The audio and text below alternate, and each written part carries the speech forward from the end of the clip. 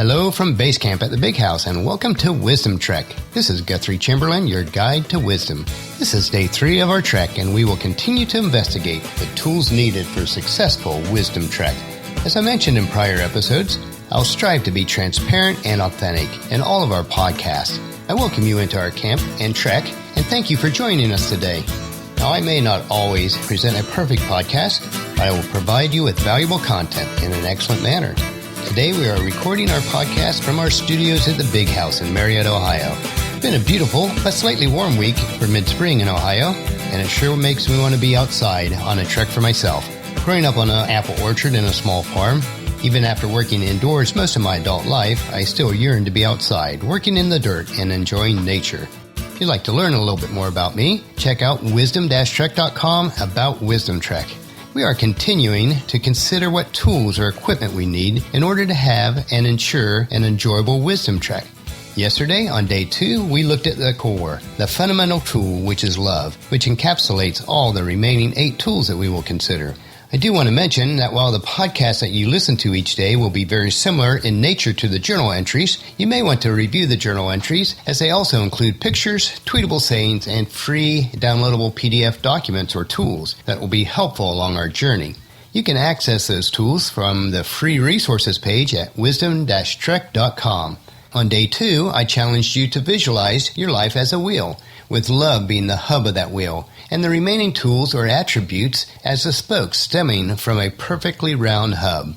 If you have not listened to the previous episodes, day 0 through day 2, I would encourage you to listen to those podcasts or read the journal entries for those days. Another analogy that I used was that we need to consider the attribute of love in our lives as our backpack on our trek, which contains all the other tools or equipment that we may need for a successful wisdom trek. The backpack is an essential component, for without a backpack, the trek of life would be much more difficult, if not impossible.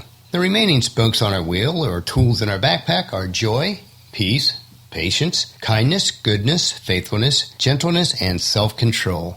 These attributes should be manifested in our lives in the same manner that an apple tree would bear its fruit. So today, we will inspect the tool or attribute of joy. Joy is a deep, abiding, internal sense of satisfaction, even when all conditions are not perfect and life at times is out of control. Unlike happiness, which is based on happenstances or what happens to us, joy should remain during the tough times of life. We can be sad or disappointed about a situation or circumstance, but still remain with a deep sense of abiding joy. To grow in wisdom is to realize that while our circumstances can impact our happiness, our true internal joy should not be impacted. To be a wise person, we need to understand that sometimes life is rough and not everything turns out as we envisioned it. Paula, who is my wonderful wife, her bride of nearly 36 years, and I have been in some deep valleys, both in business and with some family issues, but we have also been able to experience the glorious summits in life. Through it all, we strive to maintain the joy on a daily basis. We will disappoint ourselves at times, and our family and our friends will disappoint us. This is a given. It's a fact of life. And if we have the unconditional love for ourselves and others, we can maintain a joyful spirit. Love is the hub that securely holds the spoke of joy in place. In our second analogy of love, it is the backpack that securely holds and protects our joy so that we will always have it with us on our trek of life. Whenever possible, I like to understand the root meanings or definitions behind words. One that is related to joy would be to enjoy or enjoyment. Those words indicate that we are infused with joy, that joy is part of who we are.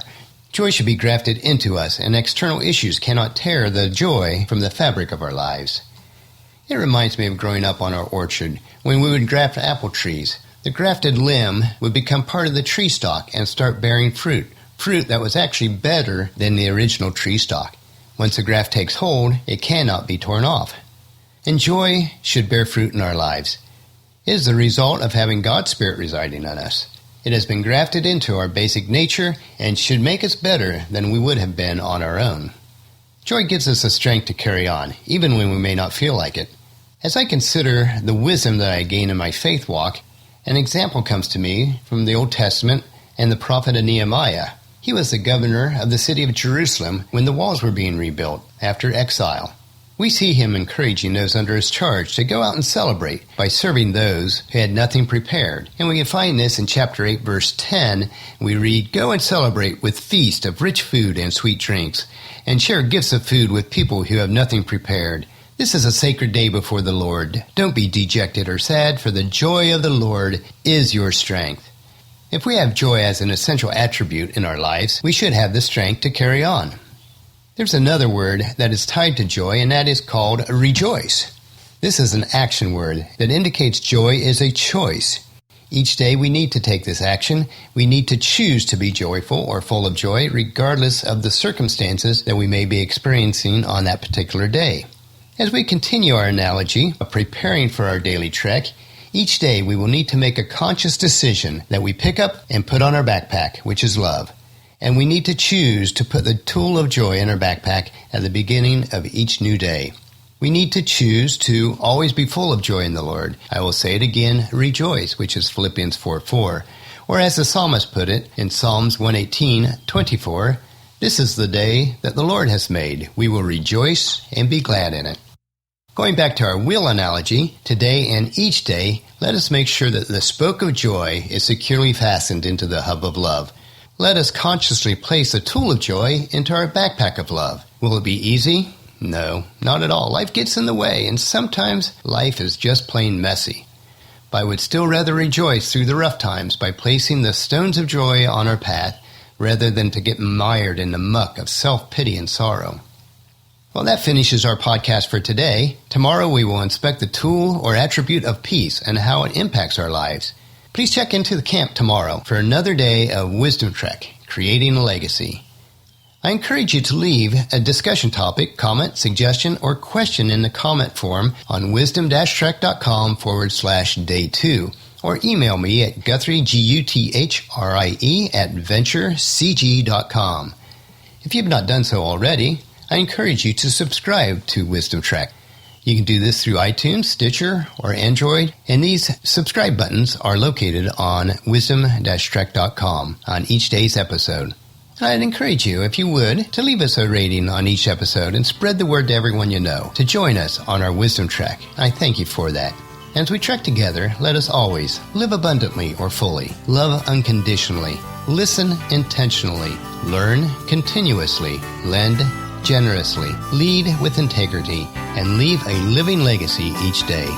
Well, this is Guthrie Chamberlain reminding you to keep moving forward, enjoy the journey, and create a great day. See you tomorrow.